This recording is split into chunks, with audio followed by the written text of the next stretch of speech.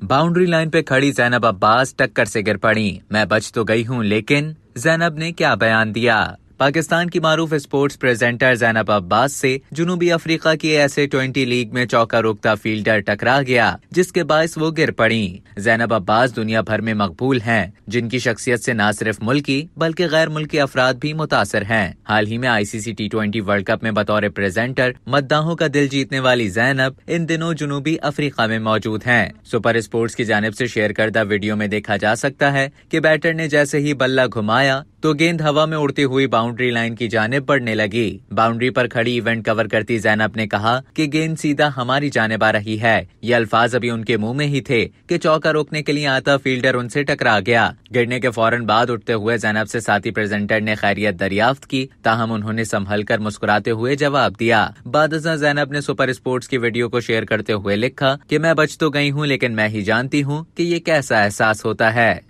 अब तक के लिए इतना ही। मजीद खबरों और न्यूज अपडेट्स के लिए डेली जंग के YouTube चैनल को सब्सक्राइब करें और Facebook के पेज को लाइक करना ना भूलें।